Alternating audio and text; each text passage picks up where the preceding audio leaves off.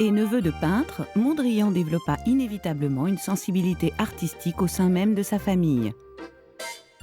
Né le 7 mars 1872, dans une famille hollandaise profondément calviniste, il fut vite rejoint par 4 frères et une sœur.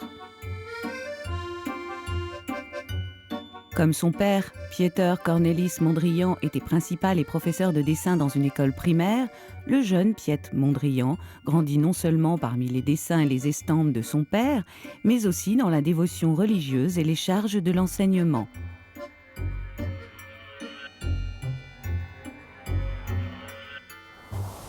En 1880, la famille déménage à Winterwich après que son père eut accepté la direction d'une école protestante. Le premier engagement de Mondrian fut de devenir professeur de dessin.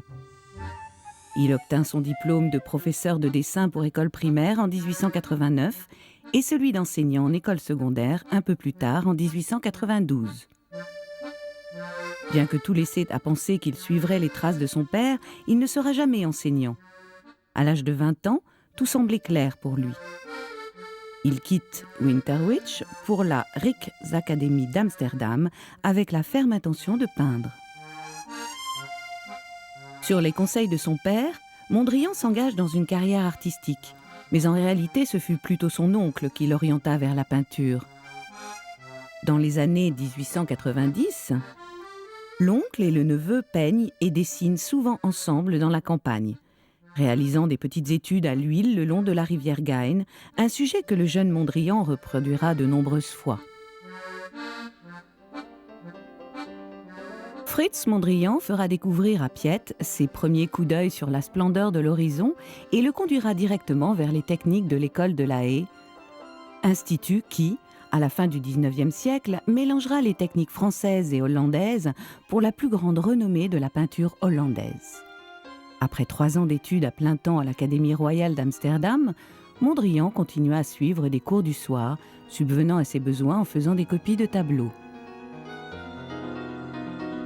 Mondrian était un homme d'une grande simplicité, pas de femme ni d'enfant pour enrichir et compliquer la simplicité de sa vie quotidienne.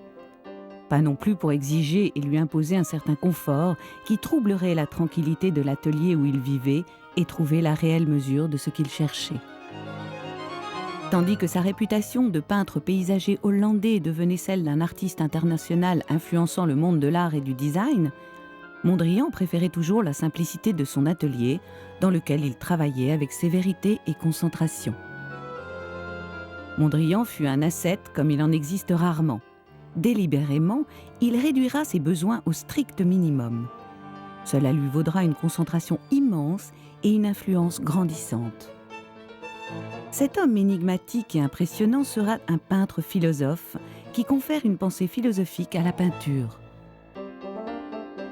Son but, découvrir une structure sous-jacente dans le monde et la transcrire, tel un mathématicien, de la manière la plus claire, en supprimant tout ce qui pourrait faire obstruction à cette clarté, pour atteindre l'essentiel, le dépouillement par une solution des plus réduites. Ce qui entraînera ce mouvement tranquille dans la construction des peintures de Mondrian et une énergie dans l'action que le regard pourra chaque fois ressentir. Ces tableaux sont sensuels, intellectuels, personnels et impersonnels à la fois. À la fin de sa vie, ce fut un artiste de réputation internationale, mais la première exposition consacrée uniquement à son œuvre n'eut lieu cependant que 2 ans avant sa mort. Autoportrait, 1900. Bien qu'il s'agisse d'une étude directement observée par le jeune Mondrian et qu'elle ne dévoile aucun symbole, cette petite huile donne l'impression d'une icône par l'intensité de la symétrie centrale au niveau de la tête. Rien de superflu et d'inutile.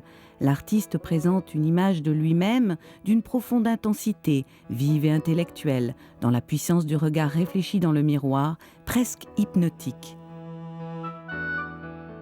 Sa tête est parfaitement verticale et ses yeux aux sourcils noirs forment une ligne fermement horizontale que Mondrian a eu la bonne idée de reproduire dans le col de la chemise.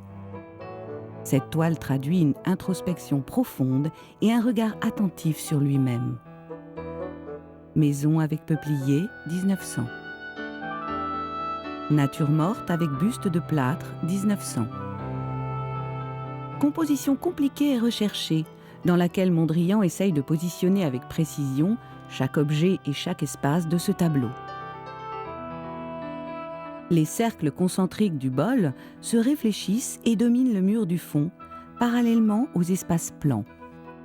Le centre optique se trouve ainsi au niveau de la tête du buste en plâtre, qui lui-même entraîne ce sentiment de verticalité sur la gauche. Le dessus de la table qui supporte le buste est égayé par des fleurs printanières qui réduisent ainsi l'espace pictural.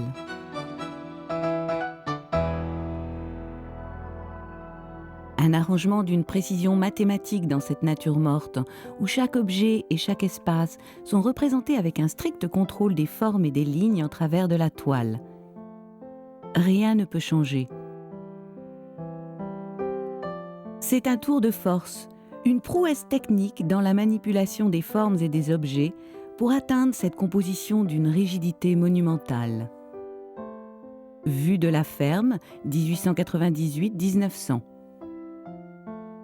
Corde à linge devant les granges, 1900. Une perspective à l'arrière-plan, apportant à la grange profondeur et relief. Par opposition, les cordes à linge placées en travers de la toile donnent l'impression d'une composition variée, sur laquelle le rythme donne le ton à ces écrans plats, entraînant une illusion de profondeur. Maison sur la rivière Gagne, 1900. La maison, avec son chiffre 1741 gravé sur la façade au pignon bas, se reflète avec beaucoup de clarté dans l'eau qui s'étale sur la moitié du tableau. En peignant la maison de face, l'artiste s'assure que l'ample triangle de son mur sera enjolivé par son image inversée, reproduite dans un espace carré jouxtant le mur. Mondrian se servira périodiquement de cette technique tout au long de son œuvre. La force des contrastes entre la géométrie plane de sa composition et la légèreté, l'aération des espaces, provoque une perturbation dans la peinture.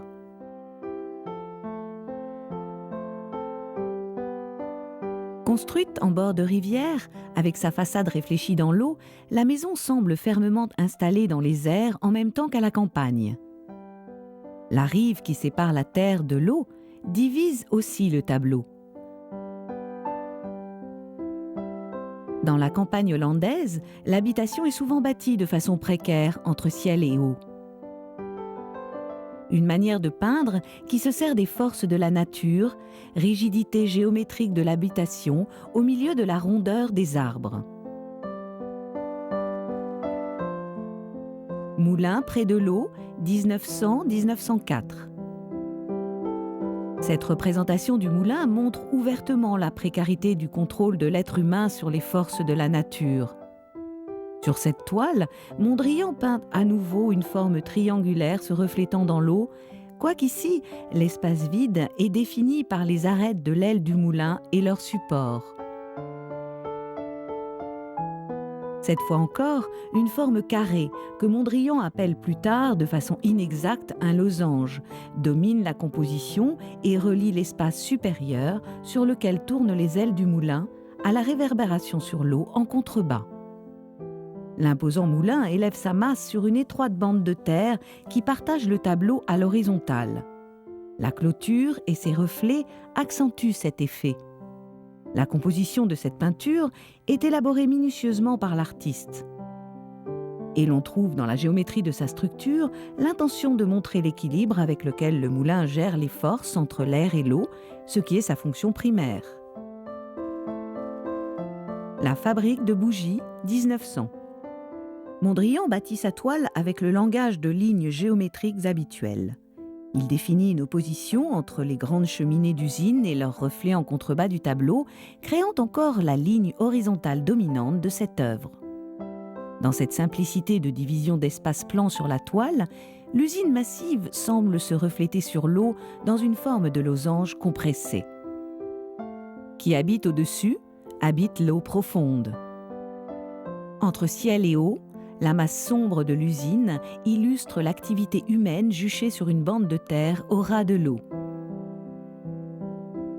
Paysage 1902-1903. Un paysage peint énergiquement, dominé par un ciel immense et lumineux, ne laisse que quelques petites traces pour les espaces sur l'horizon. De même que les signes d'un paysage plat paraissent affluer vers lui, afin que le premier plan se réduise, petit à petit, à une simple ligne sur l'horizon. Dans le ciel, les nuages tournoyants tendent avec la même rapidité à rétrécir les zones d'ombre et de lumière. Le tourbillon des nuages attire le regard vers cet espace illimité qui irradie de partout, en haut, en bas, à droite et à gauche. Le ciel est la source d'énergie de cette peinture. La source de lumière et les formes virevoltantes des nuages, se confondant avec le ciel et l'eau, empêchent une vision plus approfondie du paysage en bas de la toile.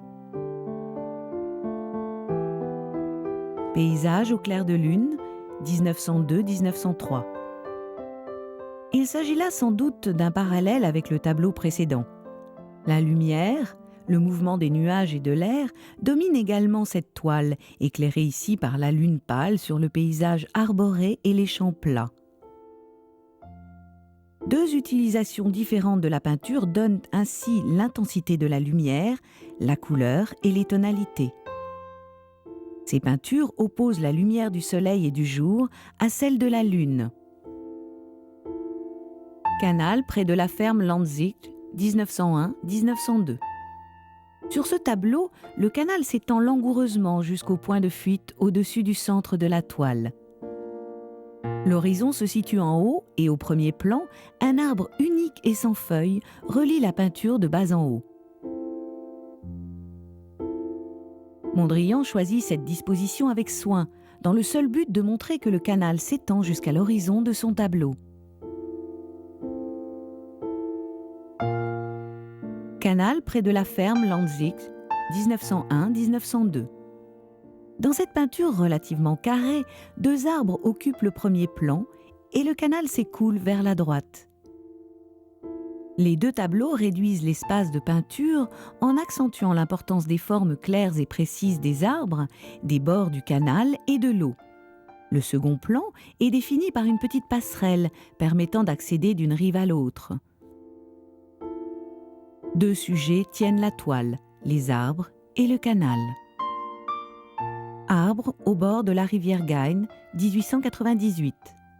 Ce dessin d'un écran d'arbres a probablement été réalisé par Mondrian vers 1898 lorsqu'il peignait sur les bords de la rivière Gain. Les verticales sont clairement définies, séparant l'horizon en une série d'intervalles bien rythmés. Bien que le dessin énergique des arbres et leur répétition systématique divisent la toile, son atmosphère n'en est pas appauvrie pour autant. La perspective linéaire est minimisée au profit du dessin en surface. La vache blanche, 1903. Mondrian utilise pour ce tableau un artifice ornemental, des arbres mais sans leur reflet, et l'horizon est maintenant remplacé par une clôture horizontale. Les arbres et le châssis de la clôture semblent une peinture à l'intérieur d'une peinture qui attire le regard sur les vaches, comme si elles étaient vues à travers un écran. Le seul rappel d'une perspective éventuelle est provoqué par les lignes imaginaires des coins inférieurs du tableau à travers son motif principal, les animaux. Les arbres feuillus jaillissent sur le bord supérieur de la toile et forment une sorte de bande noire qui rappelle celle du bas du tableau. L'Amstel, 1903. La masse des arbres se déploie horizontalement le long de la rivière en haut du tableau. Loin d'être un détail, cette expansion de verdure donne la direction de toute la toile. Elle crée le centre optique de la peinture sur la gauche, tandis que la lumière filtre à travers les arbres par un petit trou à travers cette masse sombre. Cet arrangement de la surface avec l'ensemble des cimes des arbres provoque un effet double de positif et négatif au milieu de la toile et de son espace peint. Arbres au bord du Gain, 1902-1903. Les troncs d'arbres minces, avant de devenir feuillus, délimitent des intervalles clairs le long du tableau, un peu comme une partition musicale. Deux groupes espacés, l'un de 3, l'autre de 4 arbres, se dessinent sur la toile, initiant le 8e et créent tout d'abord un effet restreint, puis une aération qui délimite la largeur de la peinture. L'essai d'irrégularité d'espace entre les troncs évite une apparence de symétrie. Les arbres peuvent être sentis individuellement et non peints dans une simple répétition. Il fixe néanmoins l'espace horizontal de la toile et suggère l'étendue de la rive bien au-delà de la peinture.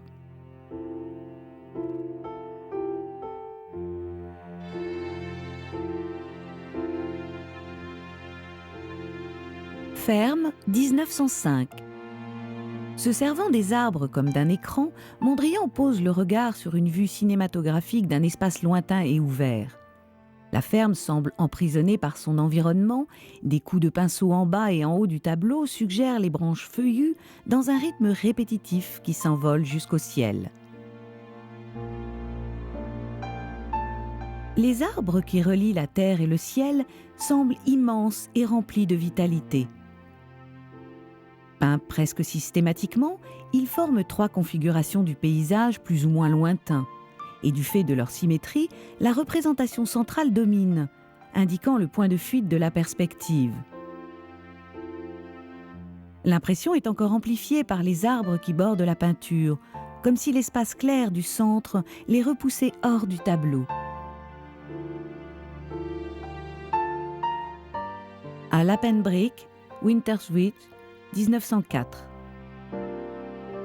Étable, à Nistelrode, 1904. Peints de face et de près, les portes et les murs des granges, des rectangles dessinés en travers du tableau, divisent l'espace par de petites ouvertures et des plans parallèles, créant ainsi des oscillations, des petits accidents visuels qui évitent la monotonie. Une grande richesse géométrique dans la description détaillée où chaque élément de la construction trouve sa place. Mondrian emploie les diagonales pour les pignons, mais aucune perspective n'est apparente. Une œuvre réalisée sans aucune vue de 3/4 qui force le regard à un certain recul, mais une vue délibérément frontale qui évite ainsi tout échappatoire. Résultat de l'exécution habile d'une peinture sans relief. Blanchisseuse devant une maison, 1903-1906. Encore ce motif familier du reflet des murs, de la porte et des fenêtres d'une maison sur le bas de la toile. Cette reproduction visuelle accentue encore l'impression de surface plane, en forçant le regard à reconnaître les formes reflétées. Le bord de l'eau et la gouttière du toit qui engendrent l'horizontalité du tableau semblent coupés par les verticales blanches, reflets de la fenêtre et de la porte.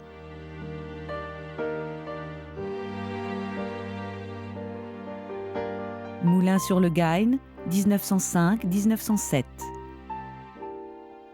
Femme avec un enfant devant une ferme, 1904-1905. Juste un être humain se tenant devant une façade. La femme est peinte de la même façon sur les 2 parties, contre le bord du corps de ferme.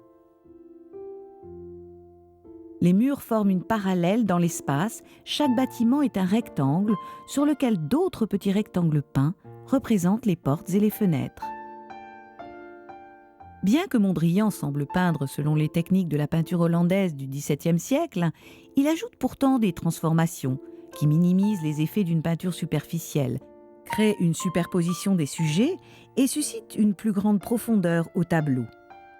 Moulin dans le crépuscule, 1905. Au premier plan, l'eau dans laquelle se reflètent le moulin et la petite bande de terre est suspendue en travers de la toile au-dessus du ciel lumineux.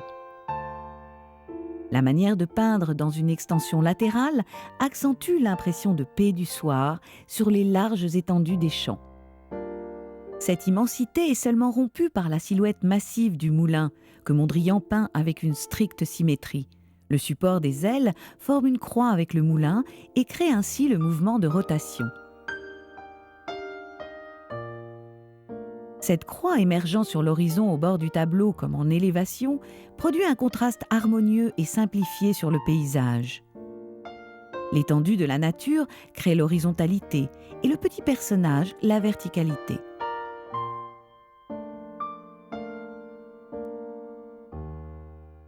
Moulin sur le Gain, au clair de lune, 1906-1907. Dans cette peinture, l'horizon est clair et lumineux, et en illustrant le mécanisme du moulin, l'artiste veut suggérer un triangle point en bas, comme une réplique diminuée des grands triangles formés par l'espace entre les ailes du moulin. Les formes de losanges symétriques apparaissant autour de l'axe du moulin suggèrent le mouvement des ailes. Moulin, 1905-1906. Nuit d'été, 1906-1907. Tournesol mourant, 1907-1908. De façon tout à fait remarquable, la décadence et la mort, souvent représentées par le peintre à travers des humains, sont ici peints à travers une fleur. Le sens émotionnel dramatique du sujet n'est pas approprié en général à une nature morte.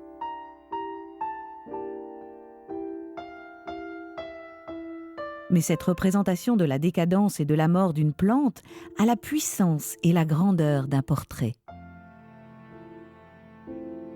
Métamorphose, 1908. Cette grande peinture, tout en légèreté, montre de façon plus douce le déclin d'une fleur éclatante.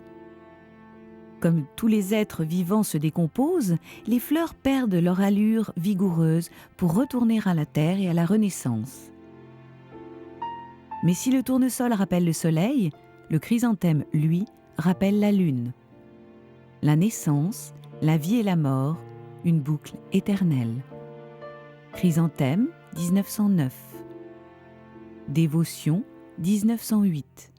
Ce titre a-t-il été donné par Mondrian pour ce portrait de profil contemporain? La fillette, la tête relevée, regarde fixement planer dans l'espace un chrysanthème en plein épanouissement. Le rouge et le bleu dominent la peinture. Passiflore, 1908. Passiflore est une composition parfaitement symétrique. Le résultat des variations et des changements dans la peinture est seulement d'apporter une séquence rythmique de droite à gauche autour de l'axe central en accentuant le mouvement du visage levé et pensif. Le rivage, 1907-1909.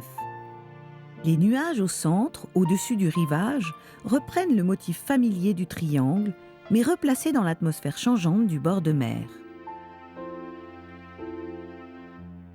Le flux et le reflux, balancement éternel entre terre et mer, sont peints sur le rivage, l'eau se confondant avec les lourds nuages sous la lumière du jour. Une représentation d'un soir sous un clair de lune.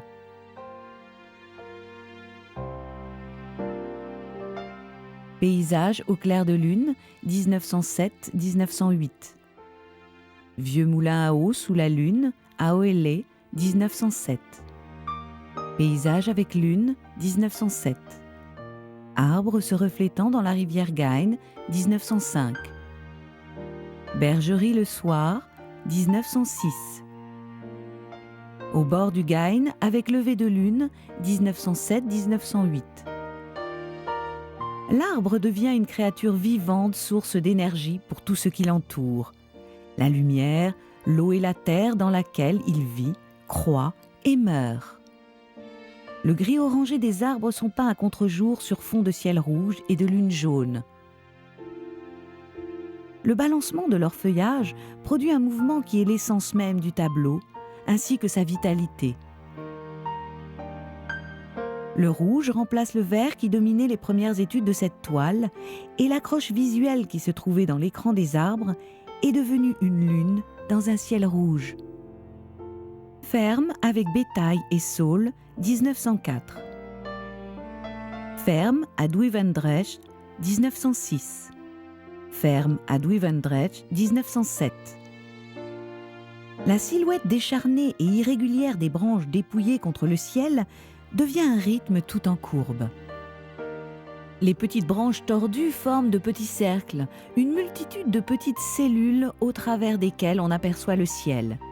Le contraste de la lumière du ciel entre le noir des branches fait rougeoyer ces petits cercles, et bien qu'ils soient vides, ils apparaissent maintenant comme des globules légers et colorés au milieu des noirs contours des branches. L'arbre rouge, 1908-1910. Sur ce tableau, Mondrian combine avec raffinement plusieurs effets, visant à donner de la profondeur au premier et à l'arrière-plan. Il les unit par ce solide tronc qui éparpille ses branches tout autour de lui et qui semble s'approprier l'espace entier. Mondrian choisit un arbre à la croissance tordue, dont les branches se subdivisent dans l'air pour devenir des troncs solides, arqués et fourchus. Que peut-il y avoir de plus solide que cette multitude de courbes minces et effilées ? Autour de ces branches, le vide de l'espace environnant semble réduit à un arrangement de cellules. Moulin dans la clarté du soleil, 1908. Mondrian adopte les techniques du pointillisme pour peindre la lumière, mais le moulin garde la même silhouette, simple, massive et imposante. C'est une petite tentative pour capturer la lumière unique du jour. Les couleurs primaires, avec chacune son intensité propre, sont illuminées par les éléments qui créent toute la diversité des tonalités. La mer après le coucher du soleil, 1909.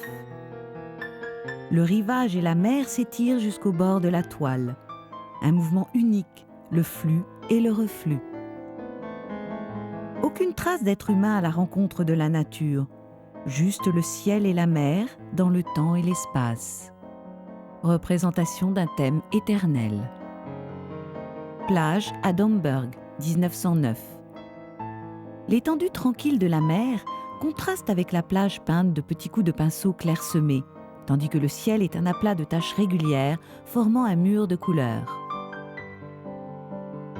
La mer après le coucher du soleil, 1909. Le déclin de la réflexion de la lumière du soleil attire le regard uniquement sur l'évocation de cet espace gigantesque du ciel et de la mer. Dune 1, 1909. La dune, effleurée par le vent et la mer, se soulève doucement. Les dunes, barrières pour l'empiètement de l'océan sur le rivage, sont comme les premières montagnes dans un paysage sans cesse renouvelé, battu par des forces naturelles. Dune 2, 1909. Mondrian, dans cette œuvre pointilliste peinte à la brosse, décrit aussi bien la lumière que la couleur.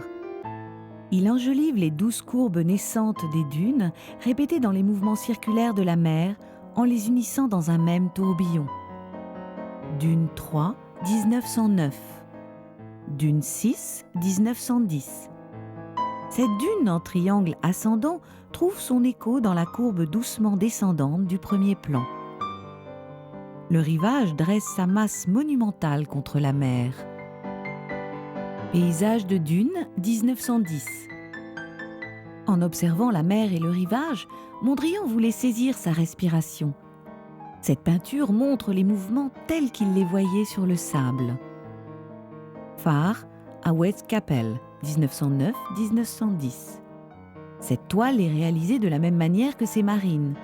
Projeter une impression de grandeur sur un horizon bas, relater le combat entre terre et mer, entre l'homme et la nature, la lumière montrant le droit chemin et la protection pour le marin.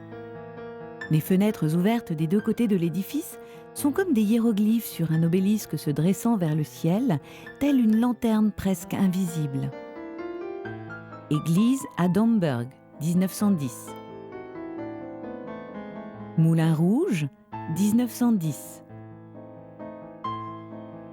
Le moulin se dessine devant le ciel, sa base ancrée sur le sol et ses ailes dirigeant les mouvements de l'air, lien artificiel entre le ciel et la terre. Le moulin, peint de face, avec une totale symétrie, est percé d'une fenêtre pointue telle une flèche, tout comme le chevron soutenant les ailes qui dominent l'espace supérieur du tableau. Évolution, 1910-1911. À gauche, une femme le visage levé en méditation. À droite, sa propre réflexion intérieure est représentée par la géométrie de ses formes colorées, l'entourant d'une sorte d'aura. Sur le grand panneau central, elle est transformée en un être spirituel, avec de grands yeux empreints d'un mystérieux éclat. L'inspiration spirituelle est associée à une forme humaine simplifiée qui introduit des triangles sur les côtés de la tête, sur les épaules, le menton, la bouche et le blanc des yeux. Nature morte au pot de gingembre 1, 1911-1912. Nature morte au pot de gingembre 2, 1912.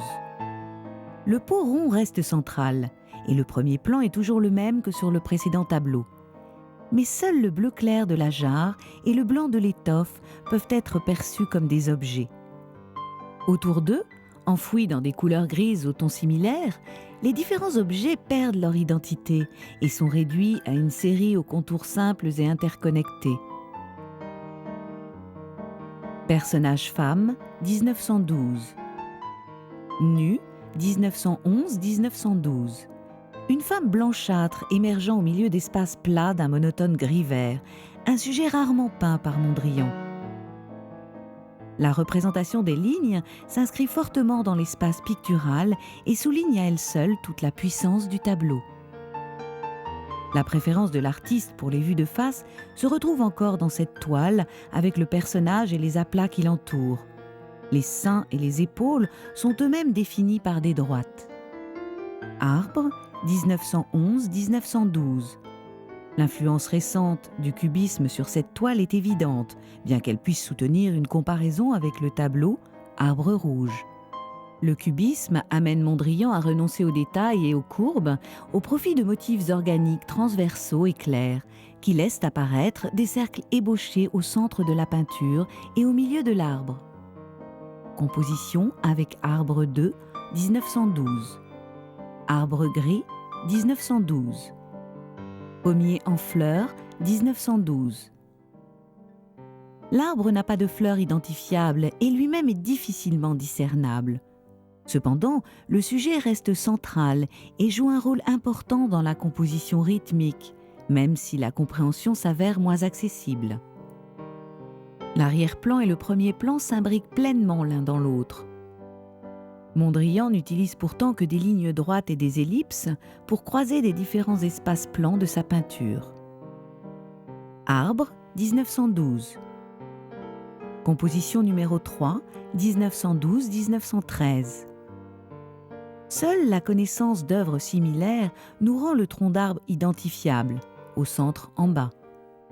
Les lignes secondaires s'avancent ou s'échappent dans un rythme discernable, mais il est difficile dans cette peinture d'isoler un détail ou de reconnaître vraiment un arbre.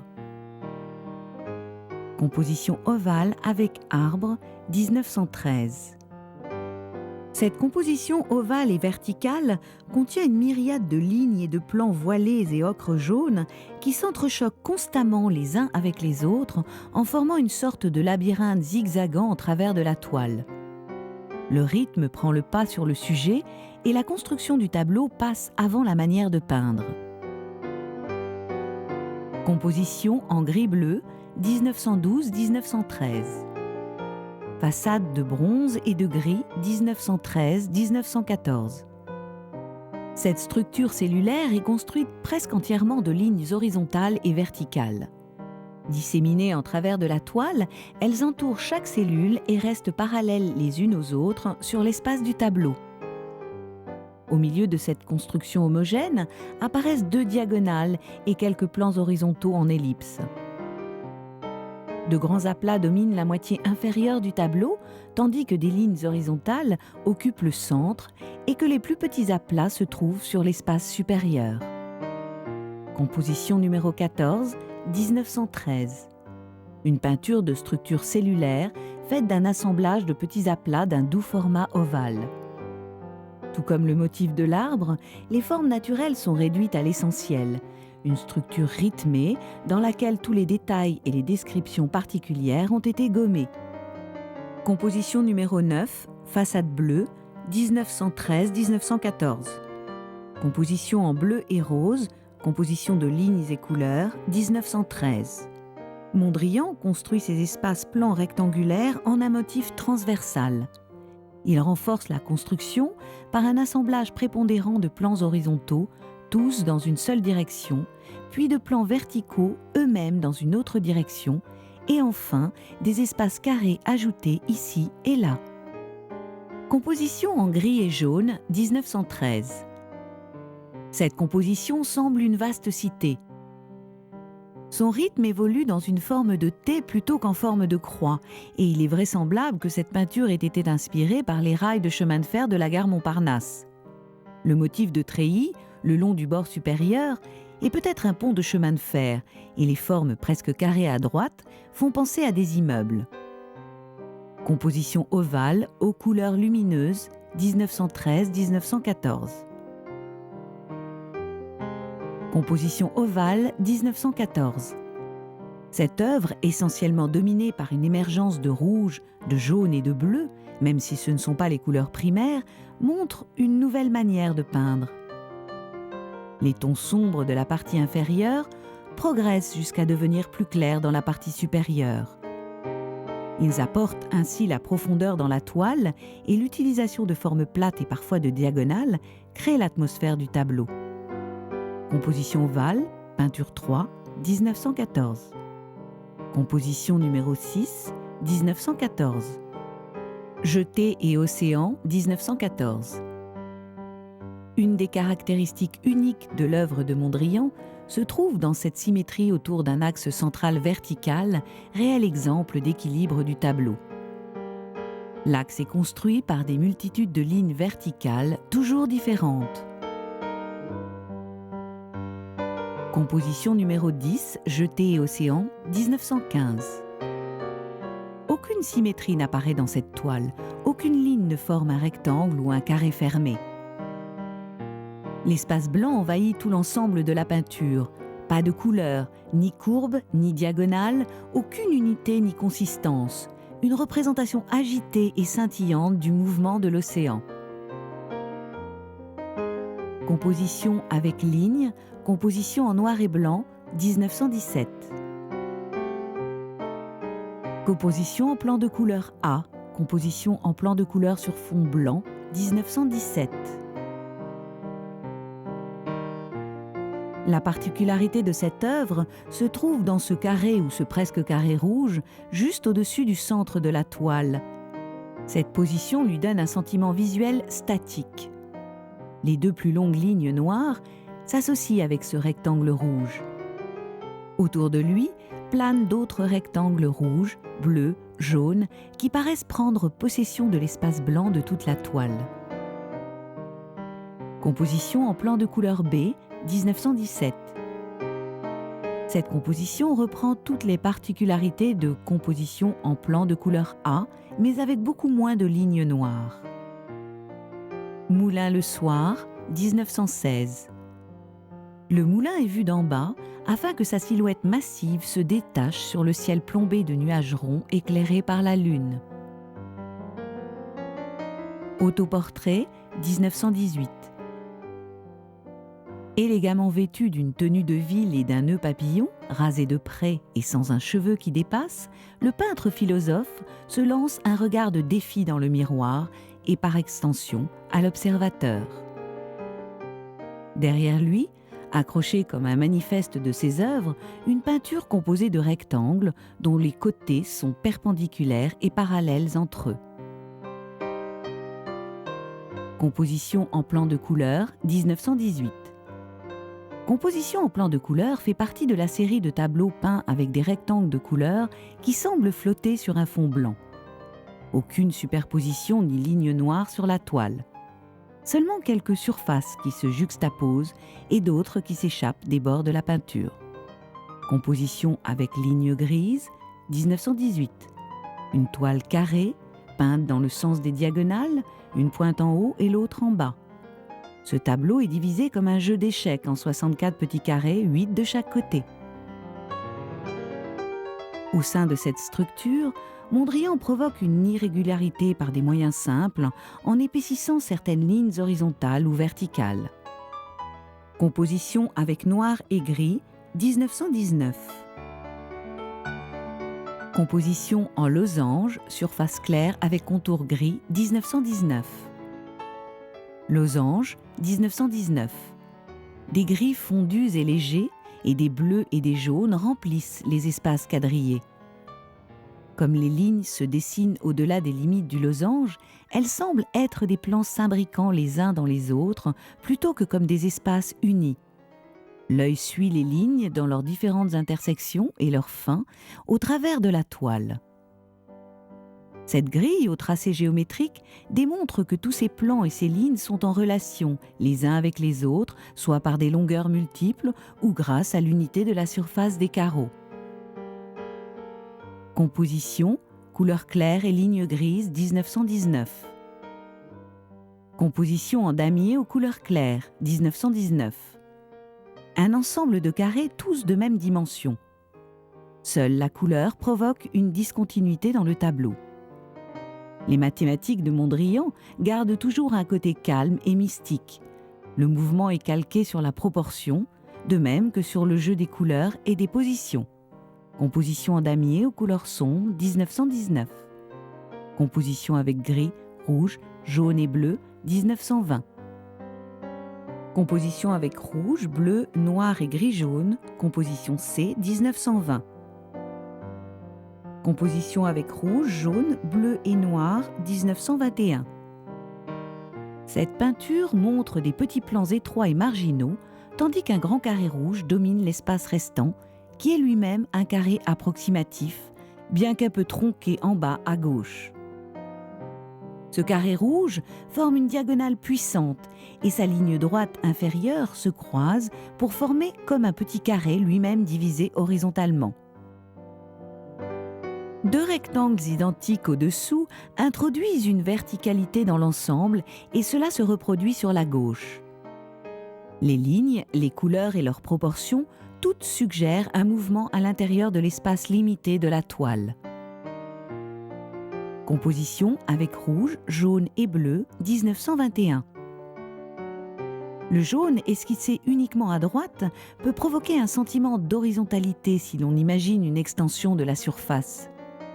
Noir, gris, rouge et jaune encadrent un ensemble de surfaces blanches et équivoques qui peuvent être confondues en un espace blanc unique qui s'écoule sans interruption sous les lignes noires. Seul le bleu, telle une couleur immatérielle, est bordé de tous côtés et délimite un carré.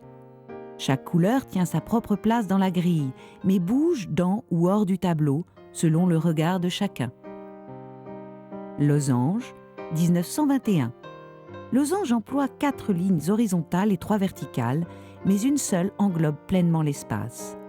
Les 10 autres espaces s'étendent sur la toile en formant des intersections de lignes au-delà du bord de la peinture. Cet espace clos imaginaire n'est possible que dans ce format de losange. Composition en gris et noir, 1925. Seulement 3 lignes, toutes se coupant à travers le grand espace vide de cette toile.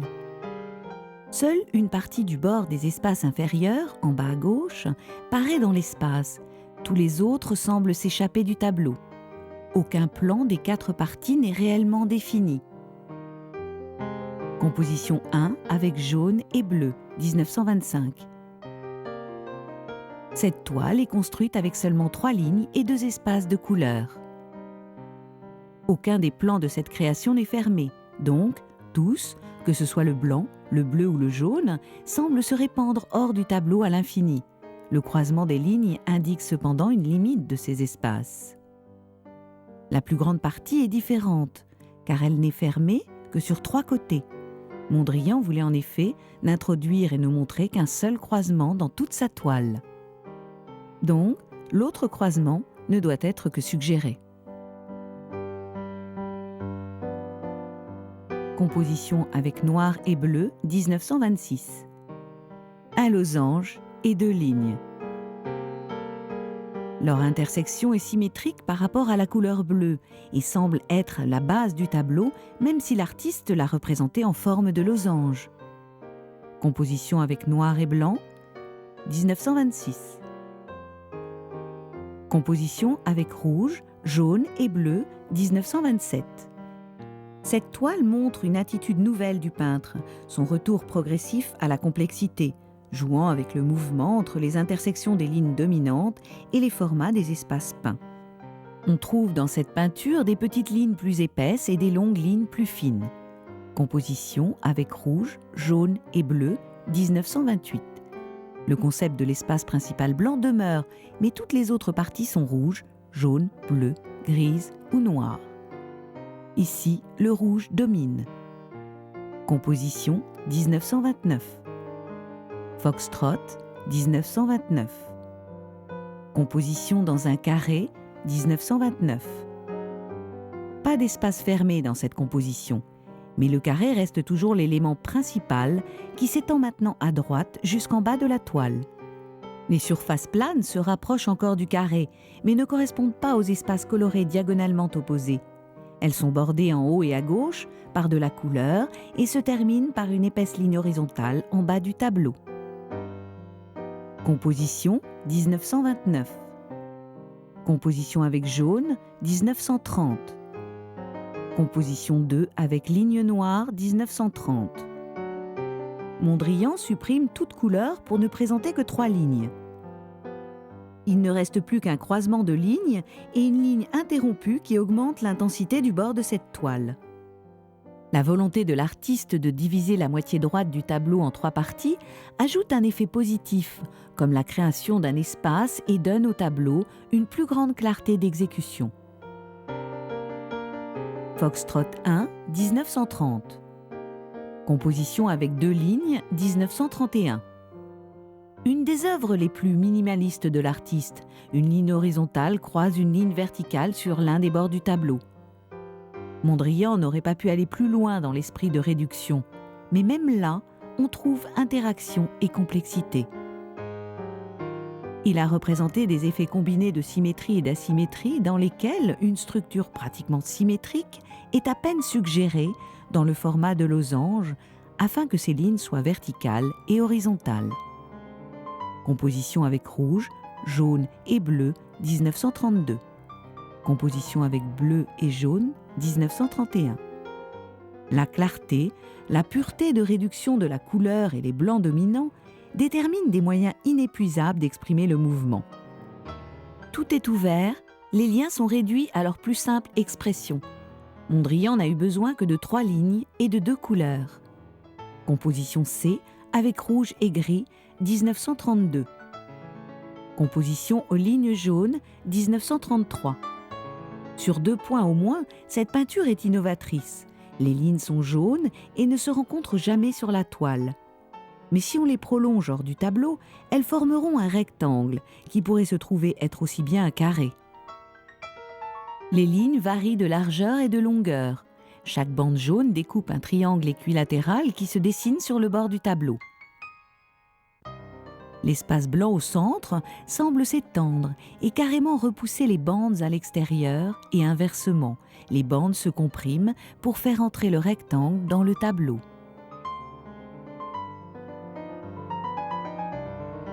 Composition avec gris-rouge, 1935. Une autre réalisation de la perpendiculaire par des lignes doubles qui forment un petit carré blanc à leur intersection, ainsi qu'un couloir blanc étroit qui paraît s'échapper de la toile.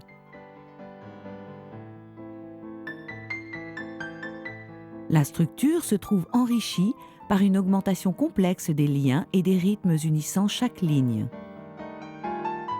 En comparaison, l'espace clos semble statique, particulièrement là où il est entouré par une bande rouge qui forme presque une ligne en soi. Composition avec rouge et noir, composition en blanc, noir et rouge, 1936. La verticalité ne domine pas. Néanmoins, une sorte d'échelle est créée par un assemblage de 3 lignes horizontales jointes à 2 droites verticales. Cependant, la ligne du milieu de ces 3 horizontales est interrompue, alors que les 2 autres traversent les droites verticales. La fermeture de cette structure en forme d'échelle est renforcée par les rouges profonds reproduits en bas du tableau. La gauche de la toile paraît plus dénudée, les poussées verticales seulement modulées par une longue horizontale. Composition avec bleu, 1937. Le renfort des liens, des chevauchements d'espace, des lignes interrompues ou non, crée un effet de désordre dans une structure qui semble évoluer rapidement. Rythme urbain, peut être architectural ou musical, avant tout grande clarté dans la représentation. Les effets d'échelle sont visibles dans les sections verticales et les horizontales qui les croisent. Composition avec rouge, 1939. Composition, Londres, 1940-42. La structure en échelle est largement suggérée par les plans bleus et jaunes qui semblent se glisser au-dessous des lignes noires et rejoindre les rectangles qui leur sont contigus. Cette impression de transparence dans les superpositions encourage le regard à apercevoir d'autres lignes qui s'entrecroisent les unes et les autres, créant une sorte d'échafaudage sur l'espace de la toile. De petites intrusions de rouge apparaissent dans l'étroite marge à gauche. Rythme de lignes noires, 1935-42. Composition 2 avec bleu, 1936-42. Ce qui saute aux yeux, devant toutes ces intersections et les choix de l'artiste, ce sont les rencontres que crée chaque longue ligne noire, des croisements en masse. Chaque partie individuelle de la structure est dessinée dans un même et unique but. Seul l'emploi des lignes courtes horizontales, en bas à droite, dérange cette unité, par l'apport de bleu qui revendique par sa seule présence la nécessité de changer le mouvement de tous ces croisements. Composition avec jaune, rouge et bleu, 1937. Composition en noir, blanc et rouge, 1939-42. Cette toile renferme à elle seule beaucoup des dernières innovations dans la composition de Mondrian. Les 3 longues lignes verticales et horizontales annoncent l'effet de double ligne. La structure en échelle réapparaît, en opposition avec une gamme de plans verticaux sur la gauche et enfin l'insertion de ces petits blocs colorés, allusion à New York, qui relient le petit groupe de lignes. Place de la Concorde, 1938-43. Les lignes regroupent les côtés les uns avec les autres pour leur faire quitter l'espace central. À cette composition au grand plan découvert au-dessus du centre, Mondrian ajoute également des petites bandes de couleurs pour signifier le passage souterrain qui donne accès aux espaces blancs. Le trafic périphérique des couleurs renforce la simplicité calme des grandes surfaces au centre. Trafalgar Square, 1939-43. La partie centrale est dominée par une large étendue clairement définie, comme une structure en échelle en travers de la totalité de la toile. Sur les côtés, dans un espace défini par les 2 horizontales beaucoup plus colorées sur leur partie inférieure, un assemblage de lignes ascendantes. New York, 1941-42. New York City 1, 1941-42. Mondrian ne peint que des lignes de couleurs qui s'entrecroisent sur toute la largeur et la hauteur de la toile. Ces 3 grilles colorées exercent une relation intime les unes avec les autres. Chaque couleur ne se croise qu'avec sa propre couleur, mais plus que toute leur combinaison, cet assemblage est aussi une sorte d'accouplement.